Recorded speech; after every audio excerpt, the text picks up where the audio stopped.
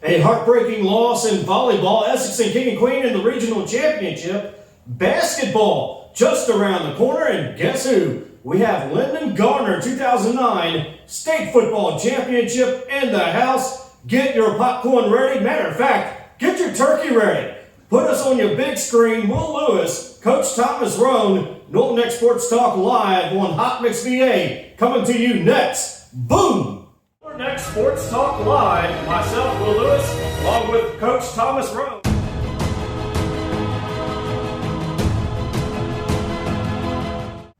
We welcome you back into NNK Sports Talk Live here on Hot Mix VA, live from Rappahannock, Virginia, inside of the Hot Mix VA studios. Will Lewis along with Coach Thomas Roane, and we have a special guest today, Lyndon Garner. So good evening and happy Thanksgiving, by the way, because Thanksgiving is actually on Thursday. So Lyndon Garner championship week as well. So as for him, Lyndon, quarterback for the Essex Trojans in 2009 state championship, and he is a state champion in 2009. He brought the school to a state championship, 3 regional titles, 4 district titles. He was named state, regional, and district offensive player of the year his senior year after throwing nearly 3,000 yards with 41 touchdowns.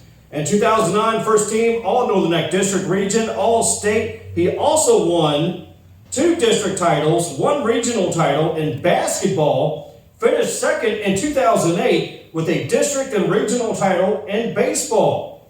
Multi-sport athlete, he did all this while monitoring a top 10 ranking in his class. Lynn attended Christopher Newport University. While there, he played quarterback all 4 years. And as was the team captain his senior year, also led the captains to a 3 USA South Athletic Conference Championship. He graduated with a Bachelor's of Arts in Communications Studies in 2014. So Lynn currently works for a consulting firm called Deloitte, supporting the federal government clients. And ladies and gentlemen, may I welcome Lyndon Garner. Lyndon, my friend, thank you so much for coming on this evening. Thank you guys for having me. It's been a pleasure. All right, so a couple of questions from me, and then Coach will have a few more questions as well. So in 2009, we know that you went to the state championship, got rolling on that, but your team led the district. So, and going into the championship, how did you guys stay on task? How did you maintain that leadership role in the confidence? I think it was just we kept the hunger throughout the season. We knew coming into the season, we lost the previous season to Gretna, close nail-biting game, and we just was just hungry the whole season. We just stayed focused. We knew what it took to get back to that point, and we got back to that point. We knew, what time it was when we got back to that point, and the leadership came from like both sides of the team, offense, defense. We had leaders all over the field, and they just stayed on guys. Whenever guys got off task, they just stayed on them, let them know that hey, we're back here. There's no time to play. And each practice we came over with a goal, we accomplished that goal, and in the end, it all paid off.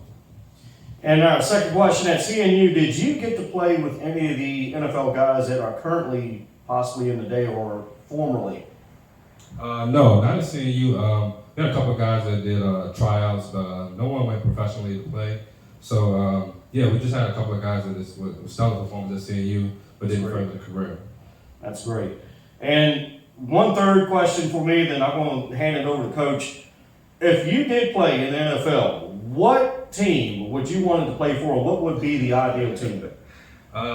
Any team, really. I think to play in the NFL is just a blessing. So any team you can go on and contribute is a blessing. But my favorite team is the Atlanta Falcons. I'm a big Michael Vick fan. So if I could have went to the Falcons, that would have been my dream goal. That would be a good pick with Michael Vick and company back then.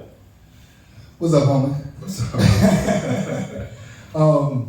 Reached out to you, man, to bring you out here, man, because we got a lot of young kids in the area that look up to the kids that's on the football team now, but we want to take them down a little memory lane of, how everything comes about around here. Back to the 2009 championship, first state championship to the area. You know, and to me, you're one of my top picks in the area just from what you did, not just on the football field, but just in general. You know, playing high school football, being able to go to the next level in college, you know, succeeding there, and just living your life, man, and being a good role model for the youth that's coming behind you in the Cameron Robinsons and the Dorian Harrisons and stuff like that. So we want to just take us back down memory lane, man, you know, and tell us a little something about Lynn growing up in Essex, you know. I mean, all of us around here know each other from growing up in, even though I'm a little younger than you, but I know you from when you was younger and stuff like that. So, you know, let the folks know about a little bit about Lyndon when he was younger growing up in Essex. You know, what were some of the things that you like to do, you know, some of the activities before football and everything like that, you know? No, I appreciate it. So from Essex, actually my parents are from, my dad's from West Montrose, Virginia. Mom's from Walsall, but moved over here still at a young age. So moved over here, moved directly to the trailer park right beside the high school. So anything that was going to high school, we was there. And then we had like a close knit of people that grew up in the trailer park. So like all of my friends that I grew up with, we're still quite close and tight to this day. So that carried over into sports. So we all play sports together, whether we play in the trailer park or we play like organized sports. So it started at a young age, started at baseball, then, went to football, and then basketball trickled in there a little bit. But, we all built that team karate, playing sports, and football really, stood out, the most to us. So all of my friends, we grew up in the trailer park, we started playing organized football at a young age, and from there we just started building team chemistry, and, that eventually carried on to high school. So at the youth level, we won, I think one or two Super Bowls together. And then that same team, actually, that we won Super Bowl with, we ended up winning the state championship with. So majority of those guys, we started at a young age. And that's where it really starts. I got to credit guys like you and Eugene Wallace. Those guys, you guys played tremendous impact in, a lot of the young guys' community, a lot of the young guys' hearts. And really, was a pillar in this community right here in Tappahannock, Virginia. I mean, a lot of the old coaches, like, Coach Pierce, and all of those, I came up under them, and I mean, I can remember a lot of y'all. And it's a trip because when they come from the youth program, they tend to, right there in high school, they right there together, and that makes it more of a more close-knit bond as they get older and stuff. For school and everything like that, what was some of the things that you like to get into before high school, like elementary school? And what were some of the things that you liked about, the school system and stuff like that over here? The teachers were, pretty good around this area. You had your teachers that like really cared for you and really supported your career. Starting at elementary school, middle school, high school, and those teachers like really played like a really important part in my life and making sure that school stayed the focus. And I kept that, throughout my life, throughout college, and just used whatever knowledge I gained in school, and just use it as a tool to further my knowledge and education throughout my time, As I know you most likely, like me when I was young, I used to go to the high school games and stuff like that. What are some of the players, if you can remember, because I know it's only a few that I can probably remember that and everything like that too. So, if you can remember any of the older players before you, like, who are some of the players that you kind of looked up to, when you was younger? Yeah, so when I was younger, I was still, living in Troll Park, so it was just walking distance to high school games, and I really looked up to guys like my older cousin Roane or Marcus Baylor.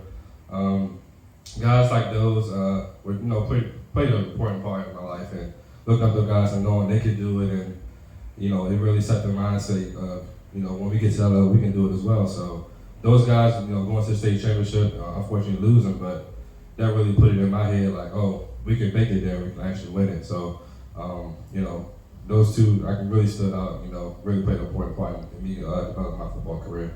I'm trying to figure, when you played, that was, because I think I was on another trip back then. When I mean a trip, I was, you know what I'm talking about, so my folks used to send newspapers to where I was at, and I was able to, read and keep up with stats of y'all and read about school and all of that stuff in the newspaper and stuff like that. So I can remember when I was younger, practice field used to be where the parking lot is at. You know how the parking lot is at. Now the practice field used to actually be right in front of the high school where the parking lot is. Nothing straight dirt. So I think when y'all came around, y'all was able to practice on the back part with all the grass and everything like that. So, but back then it was just, everything was close-knit, to me, and it was like, not just with the kids, but also with the families, and I mean, if you would go anywhere, you probably get chastised if you're doing anything wrong by your next door neighbor or anything like that. Well, if you could think back, like, who are some of the adults that's like, if you might have got out of line a little bit, that they would jump right on you, get you back in line or whatever like that. No. So like, as I mentioned earlier, like growing up in Trump, we all like knew each other's moms, and so it was a pretty close-knit group. Me, Jaime, James Hens, TJ Blackman, J.R. Gaines, Chuck Samuel, who else was in that crew? Jug. It's a lot of us, man. Like, and we all knew each other's moms, so like, they all looked at us like their children. So like, whenever we was out of line, they was quick to correct us, and our parents were understanding that keeping us on the right track was the best thing to do. And when we come back, more from Lyndon Garner. So thank you so much for coming in with us. It's an honor, really, for you to come in and talk to us. We'll be back more with 2009 state football champion Lyndon Garner right here on NNK Sports Talk Live on Hot Mix VA. More tuition assistance is available than ever, paving the way for debt-free education and training. And Rappahannock Community College is here to help. Earn a degree, certification, or even start college in high school. Success starts here. What are you waiting for? We welcome you back into NNK Sports Talk Live here on Hot Mix VA. It is Thanksgiving week, so happy Thanksgiving to each and every one of you. We are continuing our interview with Lyndon Garner, 2009 state football champion from Essex High School. And Coach, you still got a few things for him we need to talk about, especially with his high school days. Yes, sir. Going to the high school days, was it 8th grade? Starting high school when you? Because I know when I went to high school, it was 8th grade. So it was still 9th grade. It was 9th grade. Okay, so when you went into high school, did you go straight to varsity or? Spent 2 years on JV. Got pulled up both years. So 9th grade year, played strictly JV. End of the season, got pulled to varsity. Got a chance to experience a little bit of playoff atmosphere. I think that year we lost to Kushner State Semis. 10th grade year was playing JV and varsity throughout the season. Got in, got some backup time, got some good experience during that time, and 11th to 12th grade was strictly varsity. Who was the quarterback back then? Who was it back then? So before me, Jordan Wynn. Yeah, that's right. Jordan Wynn, and then also spent a little bit of time with Johnny Thomas as well. Okay. And when you finally got to the starting position, what were some of the things that was on your mind since you had already was coming in, getting some reps and everything, and been to big games before you had actually got the spot? What were some of your goals as being the starting quarterback? What was the things that you were trying to bring to the table for the Trojans when you had got the starting job? So 11th grade year, a lot of people probably forget the story, but 11th grade year I actually split time. So all the way until maybe the 8th or 9th game, I split time with Johnny Thomas and got to the Westmoreland game. Johnny, I think Johnny might have got an injury or something to that extent, but took over, played full time, and then from there it was just, I had to start the role. So throughout the playoffs, and we're starting throughout the way, but I think just taking control of the offense and being more assertive and just showing that more leadership role. So I wasn't too outspoken, but I just led by doing it on the field, and it really paid off, and the guys really, looked up to me. Whether it's, staying late after practice, getting extra throws in, making sure I'm on top of my schoolwork, that really carries over to your other teammates. So those are some of the goals that I want to accomplish right off the bat. Who were some of the biggest opponents back then? Because, back then there used to be battles. It wasn't no really cakewalk like that, like how it seemed to be right now. Right. But back then, what was the toughest opponents that we had to face back then? So I would say in the district, it was probably still Westmoreland at the time. We still had some battles with them. And then in the region, it was always King William. It was us and King William pretty often to beat them in that regional championship. So yeah, we definitely had some battles with King William and Westmoreland. Yeah, I remember some of those games before, I took my hiatus and everything. But let's see, players. Who were some of the? Because I know my cousin Kwame played with you on that state team. Right. Angelo Taylor. Angelo was on that team as well. Who are some of the other players that we seem to forget? That was on that team. So just starting off right off back, rest in peace, Scooter, James Bird, pillar, stable in that defense, anchored that defense, and really balled out, junior, senior year, came to himself, like really in the junior year, but like senior year was like, he was a man amongst boys, and he just, handled his thing, and, other than Scooter on that defense was like loaded. TJ Blackman, TJ Payne, Kwame, Mungie, Steve Coles, Dion, Montel Sales. God, I know I'm forgetting some guys. I don't want to forget no guys. Excuse me. We love y'all. All that. Yeah, that team was just loaded, man. John T. Davis. Who else was on that D line? I'm trying to remember who was on that D line, man. I think that was pretty much the majority of the people, but Chuck and Scooter were pretty much the anchors on defense and really were the leaders throughout the season and really, carried that leadership role on the defensive side of things.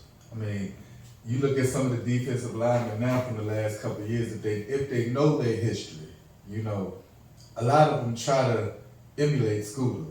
Scooter left a big mark around here when it comes to being a big, nasty defensive lineman. That's true. He really got down in the trenches. He left a big shoes to fit. We done had a lot of players that have really done some real good things on the football field, and as far as defensive linemen, I think it all starts from Scooter. We done had ones before him, but when Scooter came along, it was like you said, a man against boys, from Tavion Holmes, he emulates Scooter a whole lot, even down to my son, he used to try to do things that he heard about Scooter and stuff like that, so, we definitely want to send a big shout out to him and everything like that, but take us to the playoff run, we got through the season. How many games did y'all have back then? We had, I think it was 10 or 11, then we ended up being like 14-0. So the first round of the playoffs, once y'all got through that, then got all the way to the states and everything like that. What was the feeling? Because right now, how the area is feeling, everybody around here is excited right now because of how these boys are playing. Yes, they are. I can remember back then, even though I wasn't here, but just reading the newspaper and getting letters from people like, man, dog, we might get state championship this year. Yeah. So for you to be that age of how some of these boys is now, what was the atmosphere for you like, the adrenaline rush and everything leading up to states and just playing in the state championship game and stuff like that? Right, so similar, I see like so many similarities, like get through the regular season undefeated and then, get to the playoffs, winning, easy in the playoffs. So we actually, won pretty easy leading up to state semis. We faced Gretna. And then Gretna is similar to my Riverhead. So like they had been like state champion for a couple of years back to back. And it was just all about getting over that Gretna hump at that time. And we really like that whole week going into the game, practice hard, everybody's focused. And then Saturday gets here and then boom, blizzard. So it was a blizzard, we were out there playing the blizzard, changed the whole, game plan, really had to dig deep and see who had the heart to get through playing in the cold, nasty weather and defense stepped up really big. I didn't have too good of a game. I didn't play too much really. We had a different offense that we were running at the time. We would put Jaime in the backfield, and just switch backs and then I got in the backfield, but I passed attempts, maybe got 5 or 6, maybe 1 or 2 completions. Yeah. We really had to re-strategize and really come up with a different game plan. But it all worked out, But it's all about getting over that state semi game, and that seems to be the deal now. Once you get past the regional championship, get past that, that monster that's out there. So And it still is a milestone, you know. Yes. Once and after you beat them, you know, you can say you beat them, but like you have to get past that milestone and stay sometimes. And to me, I feel like if we get past that monster this year, we're gonna win state champ. That's how I feel about it. I mean, I've been telling folks all year because I've known a lot of these kids since they was young. You know, like I said, we're a small area, so a lot of these kids is playing together now. We didn't went to school with each other. You know, we didn't all live in the same neighborhoods. Everybody knows each other, so. You know, to see these kids at this point now, I feel like, you know, comparing them to the teams before, if they get over Riverheads, they're definitely going to win. You know, that's just my opinion. We still got a couple more weeks to see that, but, you know, I'm pretty sure when we get there, I think they're going to do their job, you know. How did it feel to finally bring Essex that state championship game? You know, because like you said, it was a blizzard. And things had to get rerouted, you know, and stuff like that. So how did it, when that clock, because like we tell everybody, the game is not over until the clock strikes zero. So once the clock struck zero, how did it feel?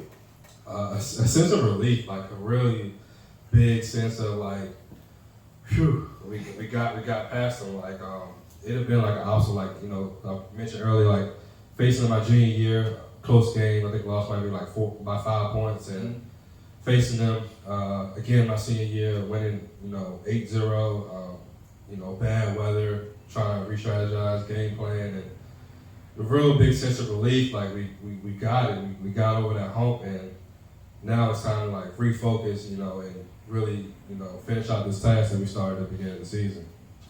And when we come back, we'll finish our interview with Lyndon Gardner, 2009 state football champion. You're locked into Northern Next Sports Talk Live here on Hot Mix VA. DJ Turtle, providing DJ services for all occasions. Nothing too big or too small. DJ Turtle is the one to call. To book, email jamesturtlehumphrey43@gmail.com or call 540-207-6434.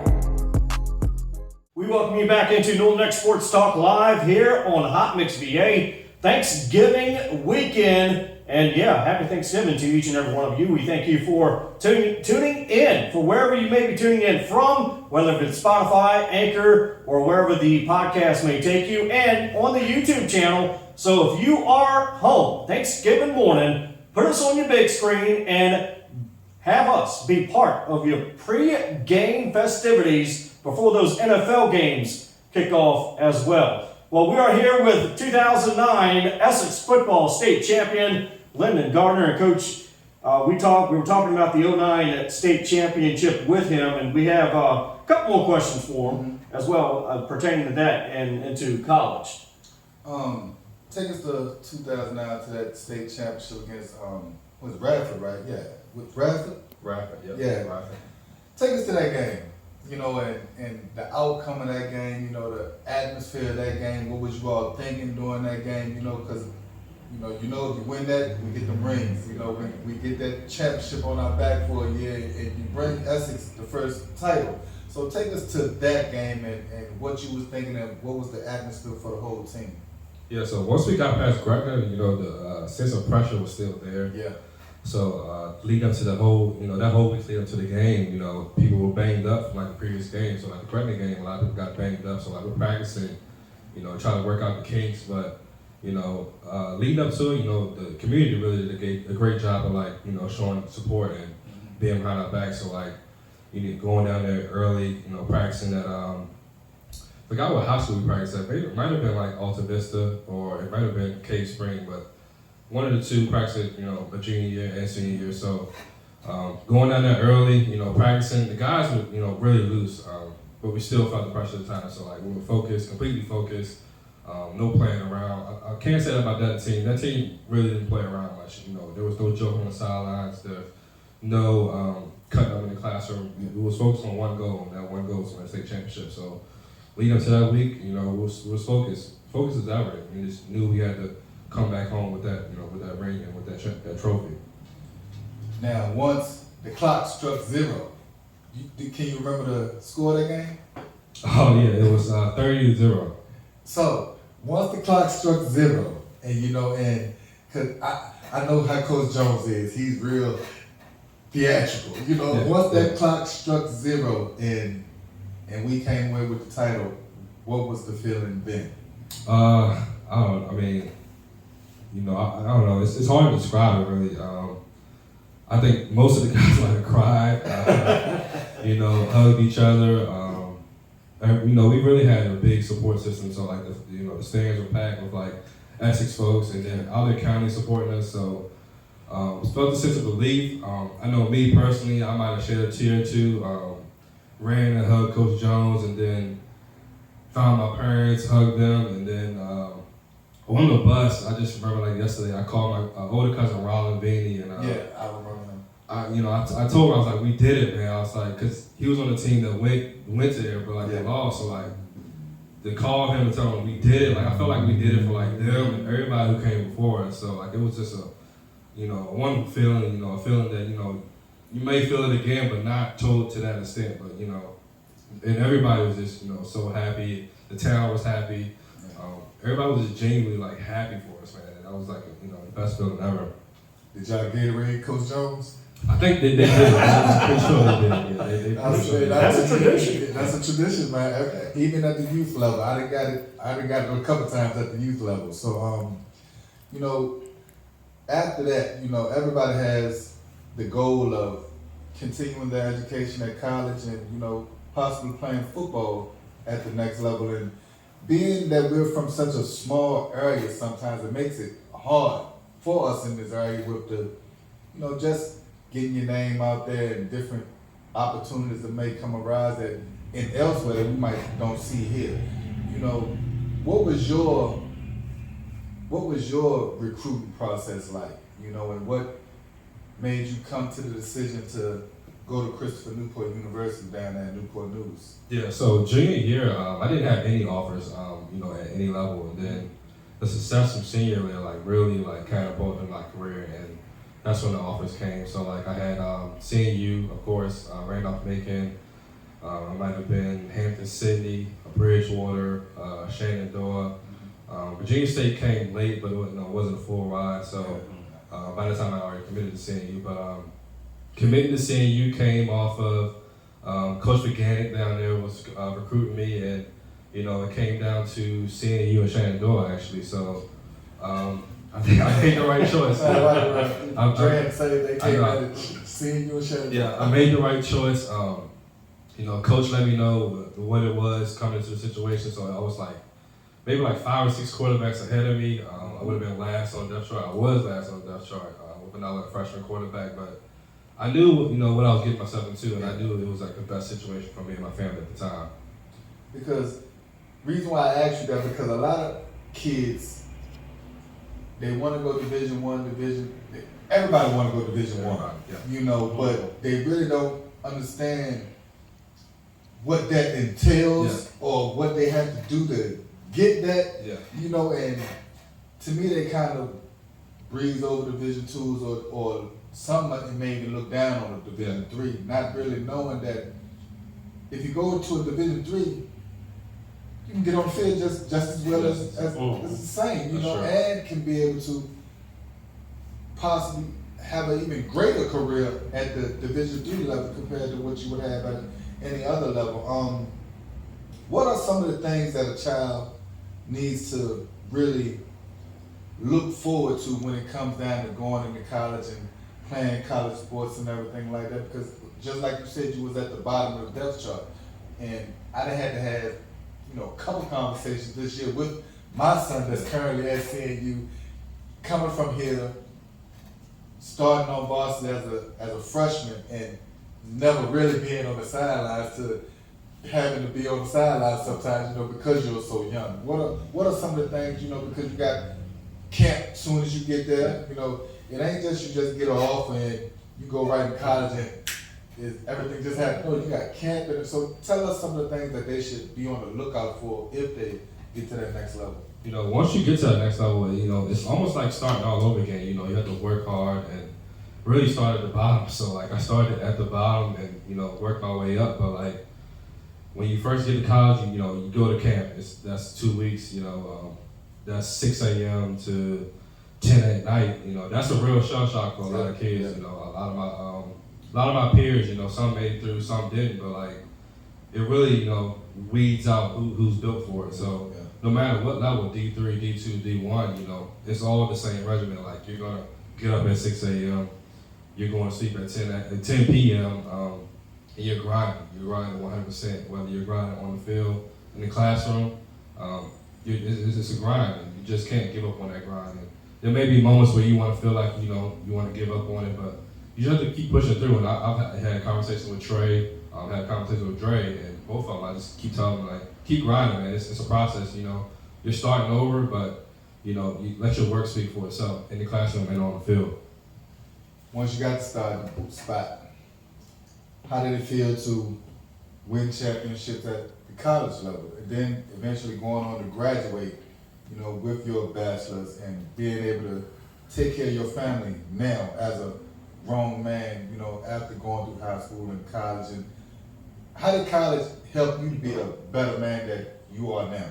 So I always tell people now, use football as a tool. So I use football as a tool to further my education, to make, you know, those connections in college, to networking.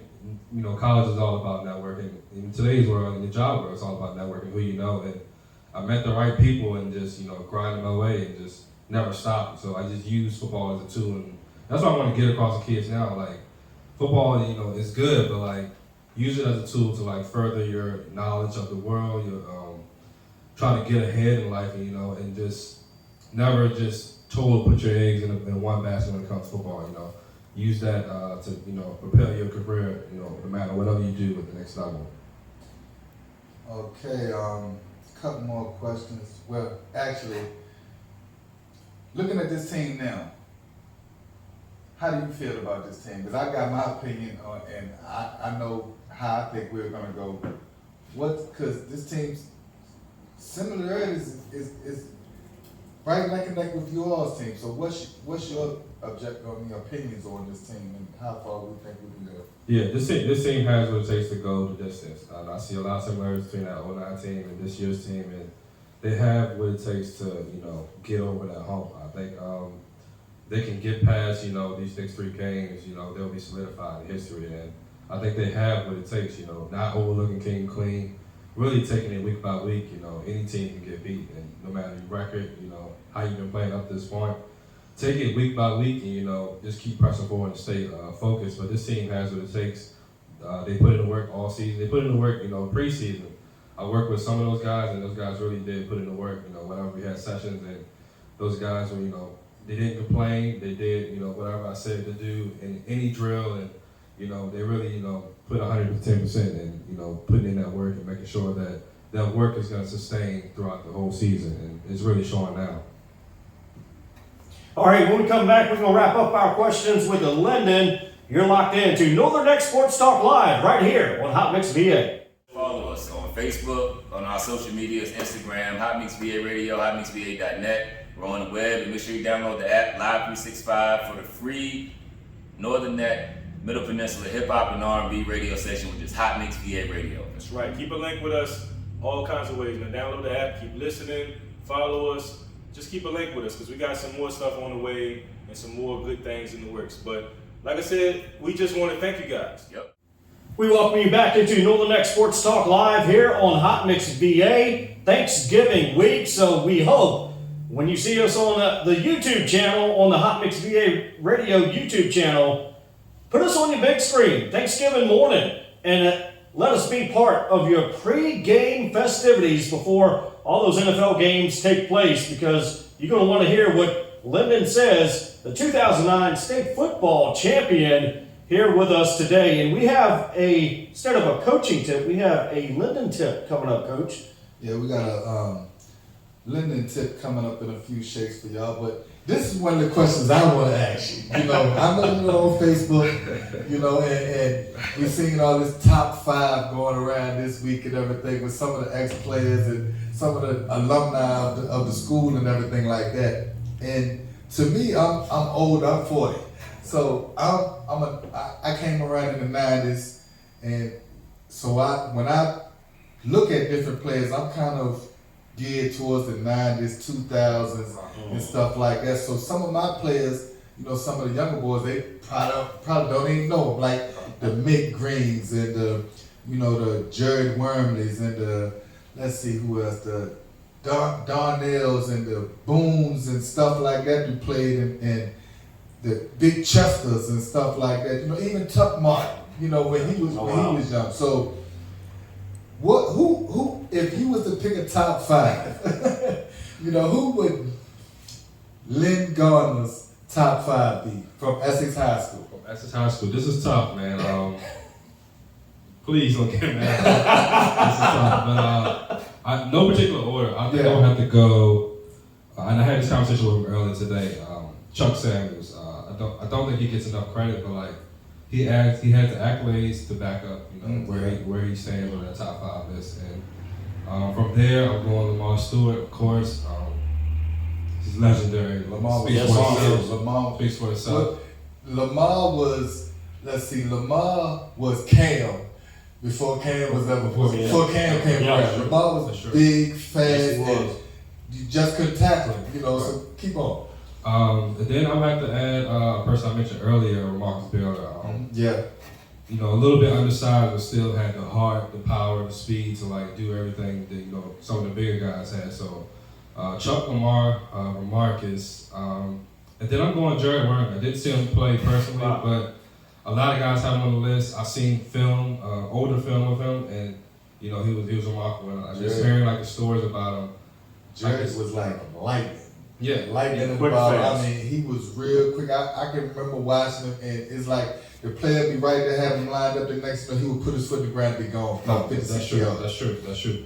And for not for the fifth spot, but like for that last spot, I think I would have to combine all of the hammers. Like those hammers are like, you know, incredible. Like, you know, it starts with Daryl, works his way to Dion, then works his way to, you know, I played with Dank, and then Sterling, of course, and then you got Cam. So, you know, that's deep, man. That's really deep, and the bloodline is strong. The crazy part about it is just not even in football. It's baseball, basketball, all of it, even down to Cam's mother, Earl. You know what I mean? And then all of us are from Battery, so we grew up together. So I didn't watch them.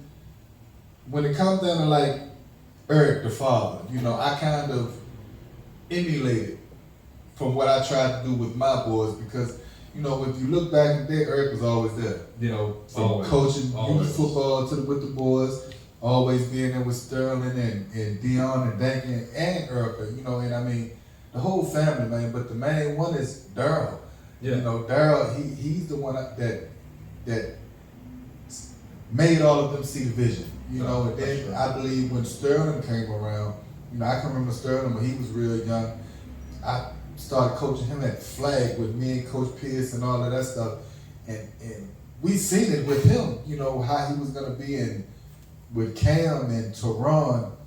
A lot of us seen it in them when they was young. And to see Cam, where he's at now, it's just awesome. Yeah. My apologies, I left off Teron. That shows how deep they are. Yeah, they deep, man. They're deep, man, and like much respect and love to that family. I love that family. It's real deep, you know, deep in sports, but like overall, just good people, man. Yeah. You know, I love that family. I mean, and you figure Teron, even though he's not playing football right now, he was a monster on that football field too. Yeah. It's just he's just short, you know what I'm saying. But as far as baseball, he's doing his thing. He's doing his thing right now at Virginia State, HBCU. So, you know, as always, we're definitely going to keep on supporting not just them, but all of the kids that's playing at the next level with high school and stuff like that. Instead of a coach's tip this week, I want you to give a Lynn's tip. Basically, you know, regard anything you want, whether it's recruiting or just basic life, you know, and something to get the kids thinking, you know. So yeah, I would touch on something I said earlier. Just use football or whatever sport as a tool to like further your career. So whether it's, you know, making those connections at the high school level, or even when you get to college, just make those connections that last a lifetime. And you never know when you may need someone, you know, for a particular job or just for anything, man. Making those connections, last a lifetime. So I would just say, use football, or to the high school kids, use football or whatever sport you're playing as a tool and really jumpstart your career, because it really jumpstarted mine, and it just landed me where I am to now. I love my I love my life, and it all started with like using football as a tool to get where I am now. And before we go, one last question, and Coach and I were talking about this a few weeks ago back during one of the first couple of episodes. The quarterback position, you see a whole lot on the field, and then you have the I formation and the shotgun formation, which we were talking about that a few weeks ago. What is your preference, the I formation or the shotgun formation, and what is the difference between the two as far as seeing the field more? So Little League, we did, strictly, I formation, under center. High school, we switched over to shotgun and did, strictly shotgun, really. So then when I got to college, we went back to I formation, and I really had to, readjust my, getting my like footwork down, and not really starting the process all over again, because I had the background in it, but like, really just, getting my feet settled and getting away from the line when you're under center is, it's a big difference from when you're in shotgun. But I have no preference really. I know a lot of teams use shotgun nowadays, but it's good to have both, because the higher up you keep going, eventually if you want to get to the NFL level, you're going to use both. So if you have knowledge of both, I formation, shotgun, it's going to help you be diverse on the field. So I think just having a good basis of how to go in the center, how to be in shotgun, and just knowing that your footwork is going to carry you, throughout your career. Lyndon, great to see you, my friend. Thanks so much for joining us here on Northern X Sports Talk Live. We will be back with scores from last week from the regional semifinals, and then this week, the regional championship, Essex and King and Queen. You're locked in, Northern X Sports Talk Live on Hot Mix VA.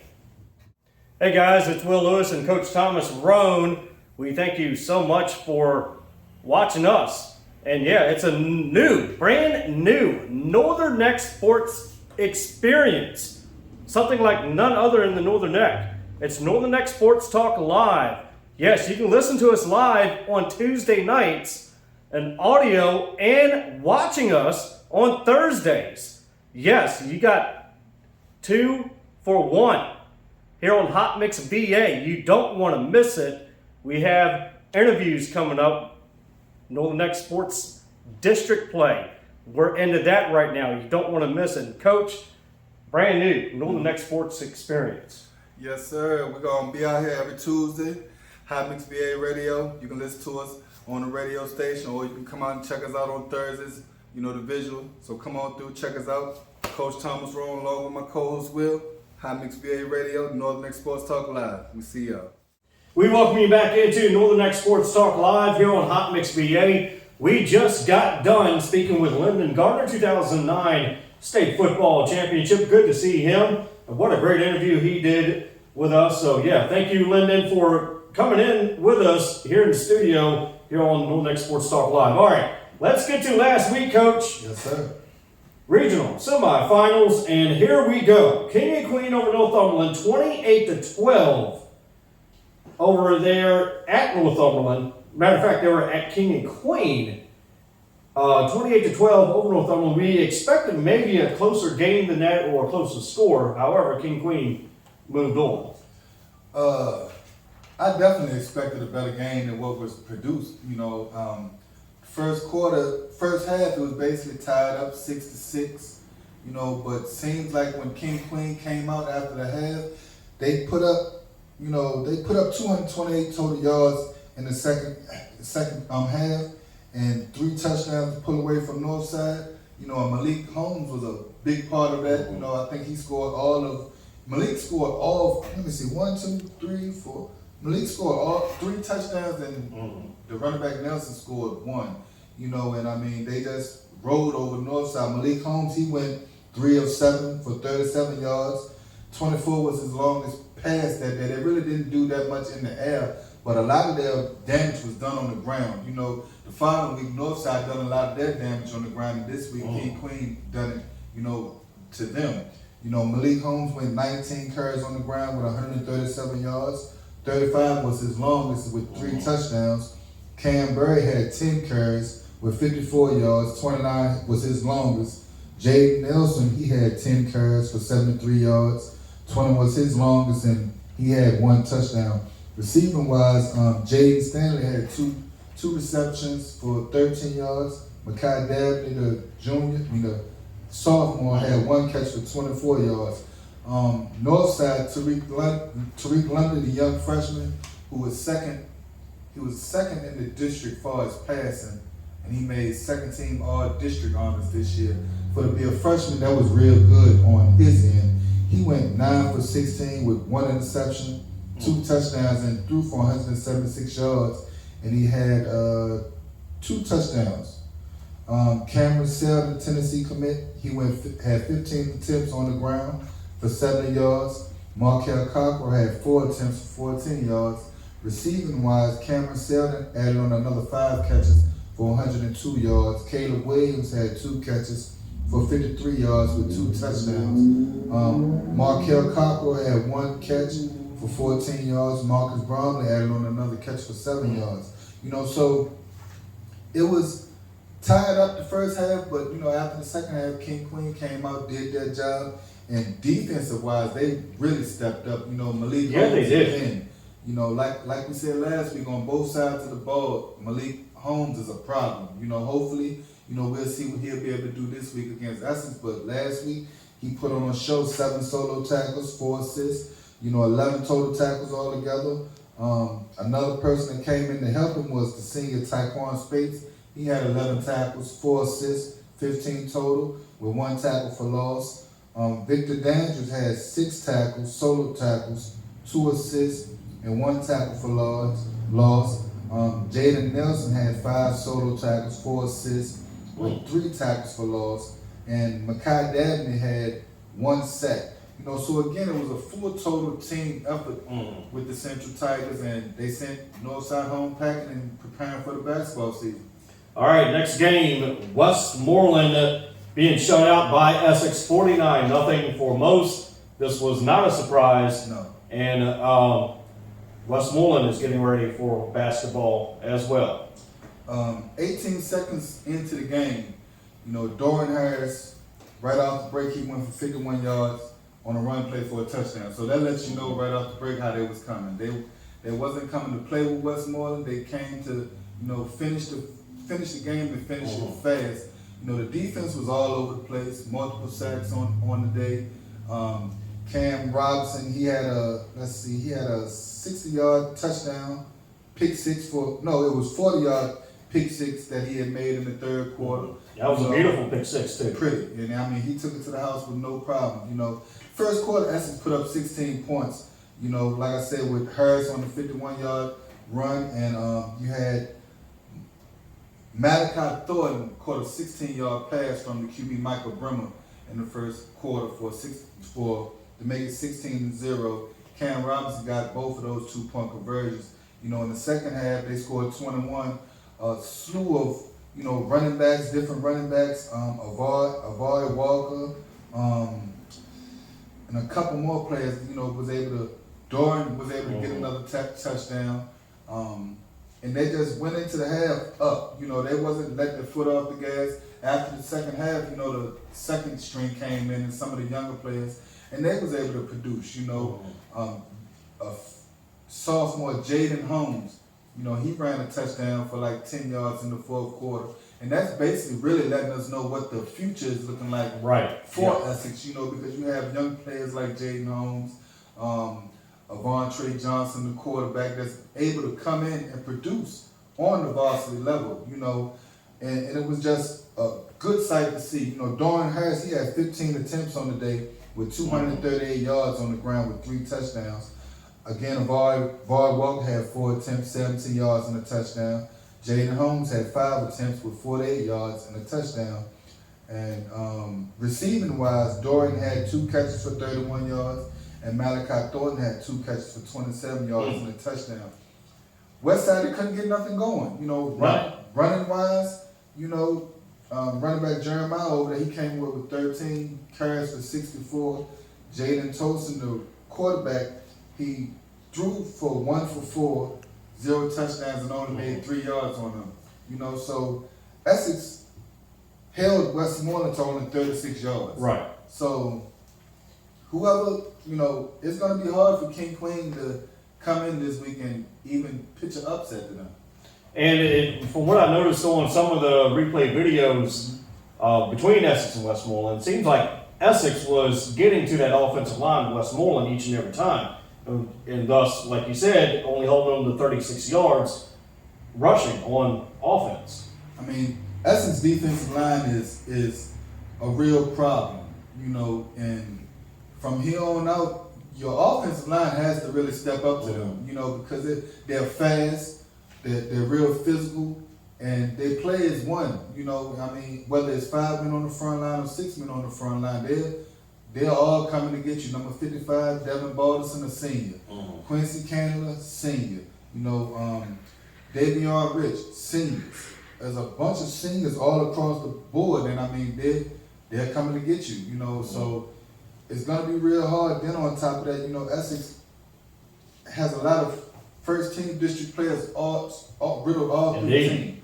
You know what I mean? So it's going to be real hard. Only thing that I can say about the game was Essex had three fumbles, and 2 of them, you know, West Side was able to recover. You know, and then they had a couple penalties. I think they had 4 penalties for 25 yards, I believe. You know, so things like that, they need to straighten that stuff up, you know, because the further you get into the season, those, you know, fumbles or penalties could eventually come back to bite you. All right, real quickly, let's get into 2A. King William shutting out Greenville 40-0. So King William moves on. And by the way, we talked about earlier in our introduction here on the show this evening, Rappahannock Raiders.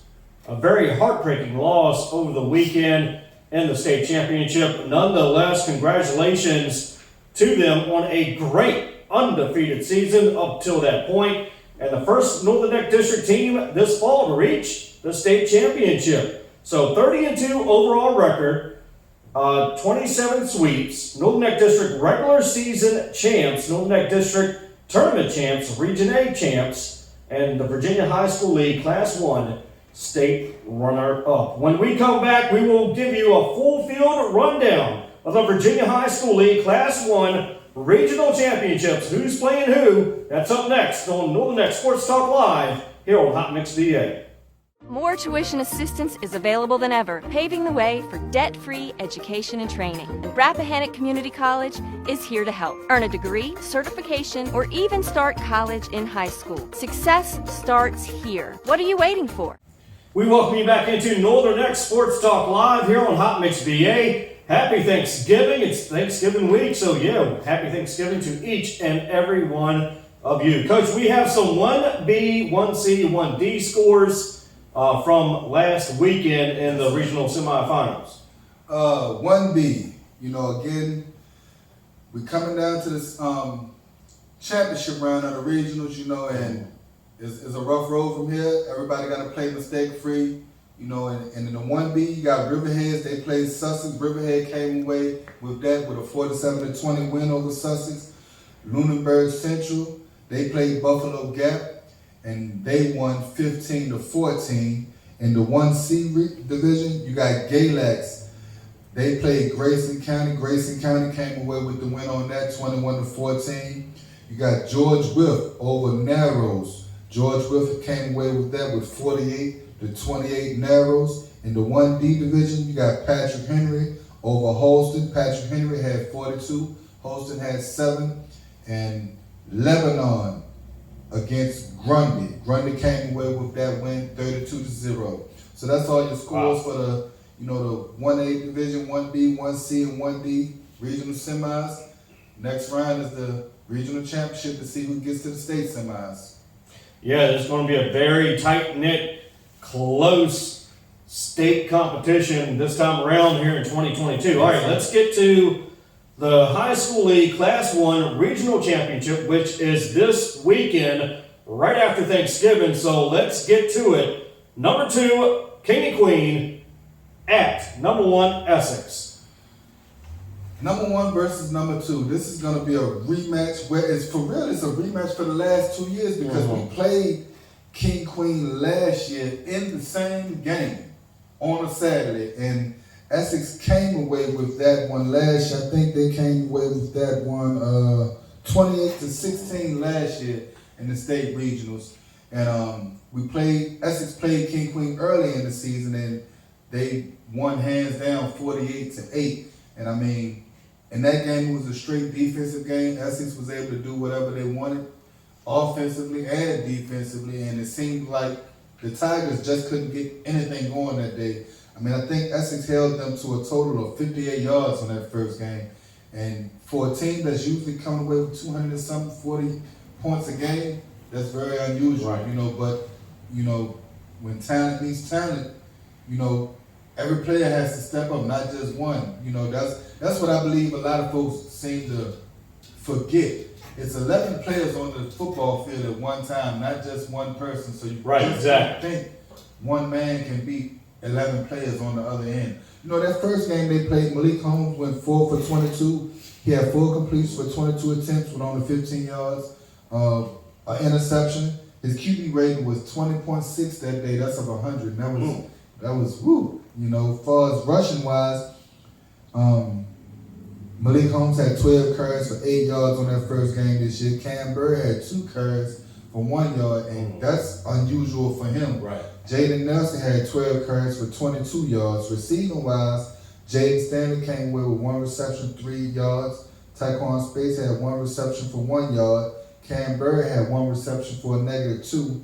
And Jaden Nelson had 1 reception for 13 yards. Malik Holmes fumbled 3 times on that first game and lost all 3 of them. Top defensive players on that game was Malik Holmes with 8 tackles. Tyquan Space had a total of 9 tackles, but, King Queen averages a total of 258 yards a game with 42 points. On defense, they have allowed 113 points this year with 6 shutouts. Essex, on the other hand, averages 50 points per game, with 279 yards a game. Trojans defense, on the other hand, which we was just talking about, they just been playing stellar all year. Yeah, they have. They have only allowed 94 yards. They only allowed about 94 yards a game, and they have only given up 91 points this year. So, in my opinion, in order for King and Queen to come out on top of this game, they have to play mistake-free. Right. 11 players have to play on each play. It just can't be dependent on Malik Holmes or, Cam Burr. All 11 players that's on the field needs to come out to play this week. If not, it's going to be a repeat of what happened earlier in the season. And I would take, for this week, I'm going to take Essex over King and Queen this week. Granted, my shirt and tie states that. So. Yeah. Well, I got a lot of love for both sides, Right. Essex, that's my team. And I'm going to pick them, the whole way. I've been picking them all season. I'm going to pick them now. King, Queen, they're a scrappy group, but it's just, you got to match talent with talent, and Malik Holmes up there, he's a dog, but he can't do it all on his own. Right. And now, for those of you that's in the Northern Neck District from other teams, come out and support Essex, because that's with one district is one team. Yes. All right, let's get to Region B, Lunenburg versus Riverheads. That's number 1 and number 2. Region C, Grayson and George Wythe. Region D, Grundy and Patrick Henry's playing. Class 2, Region A, Pocosin versus number 1, King William. And Class 4, King George, continuing to roll from that Battlefield district. They're playing Dinwiddie this weekend. A lot of good football this week. Yes, indeed. I'm hoping for King William to pull out on top, and I'm definitely hoping for King George to pull out on top. Anything that's in the area, like we stated last week, we're definitely supporting it. And we do have some first all-district teams and second all-district teams before we leave. And we have Rappahannock, and Coach, I know you've got a lot more as well. But from Rappahannock, first team, Bladen Sidner, tight end, Luis Martinez Silver is the kicker, J.K. Fauntleroy is from the first team, North Neck District, all district football teams. So congratulations to those Rappahannock Raiders. Now the second team from Rappahannock is Lace Sidner, Xavion Baylor, J.K. Fauntleroy, Jalen Santos, Trinidad Lee, Tyreek Harris, C.J. Kelly, and Bladen Sidner. So there you go with Rappahannock. And Coach, you have a few more North Neck District all football teams from different schools as well. Yes, sir. Let me pull out my list here real quick. Y'all excuse me. It's a big list. Yes, it is. Amarje Vini from Essex made first team. Marcus Bromley from Northumberland High School, senior, made first team. Jalen Santos, I think you already said that. Zamir Sutton from Westmoreland made second team. Lamarian Brown, first team from Colonia Beach. Davion Garner-Rich, Devin Barden, Quincy Candler, all from Essex. First team and second team. You got MJ Laws from Northumberland, DB over there, he made first team. Tyreek Lundy, freshman quarterback over there in Northumberland, he made second team as a freshman quarterback. Cameron Robinson, as we already know, Dorian Harris. Dorian Harris was the offensive player of the year, and Cameron Robinson, he came in this year as the defensive player this year. Robinson played middle linebacker in the regular season. He had 80 tackles, 22 tackles for loss, 20 assisted tackles, 4.5 sacks. On offense, he had 24 catches for 645 yards and 13 touchdowns. Harris, for the season, he rushed for 759 yards, 19 touchdowns, 74 carries, 13 catches and 102 yards with 2 more touchdowns. Coach of the year was Coach Todd Jones over here in Essex. Yeah. It's a lot more players that made first team and second team. We just can't. It's a big list. Essex put 17 players on that list. Wow. From the offensive side and defensive side. In the Tidewater District, offensive player of the year was Malik Holmes for King Queen Central. In the season, he passed for 910 yards with 18 touchdowns, added 352 yards on the ground with 9 touchdowns. He also got first team defense for the Tigers. The Tigers accounted for 12 players for the first team spots in the Tidewater District. Defensive player of the year was Trey Robinson from King William. They also put 12 players on their Tidewater District list. So it's a lot of talent in the area, man. Yes, indeed. A lot of football about to get played this week. Again, either you win or you go home. Exactly. And real quickly before we go, the Tribe, William and Mary Tribe, clinches a first CAA championship since 2015, beating Richmond 37-26. And real quickly, boys varsity scrimmage basketball. That is coming up. Basketball season is just around the corner. So real quickly, a couple of scores here. Lancaster over King William, 140-37. Keep in mind, they did play 5 quarters. Oh, okay. But still, Lancaster scoring that many points. And also varsity basketball, Matthews over Tab, 74-70. Now from Monday, this past Monday, varsity basketball, Lancaster 92. New Kent 50, and Tyson Henderson, 23 points already during a preseason. So Lancaster, we feel, will probably be the odds-on favorite coming out of the Northern Neck District come basketball season. Lancaster always has a good basketball team. I'm just trying to figure out why they don't come out like that for football.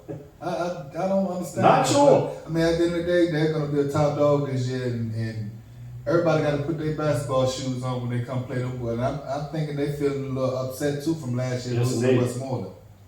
And for next week, we got a lot to talk about next week, to include who won the championship, who will move on, and also a couple of college stuff that we're going to talk about as well, coaches' tips, and a brand new segment that we're excited about. We're going to talk all about that next week. We thank you for joining us here on NNK Sports Talk Live on Thanksgiving weekend. Happy Thanksgiving to each and every one of you. Enjoy it all. And from Rappahannock, Virginia, we bid you good night. NNK Sports Talk Live on Hot Mix VA. Happy Thanksgiving. NNK Sports Talk Live, myself, Will Lewis, along with Coach Thomas Roane.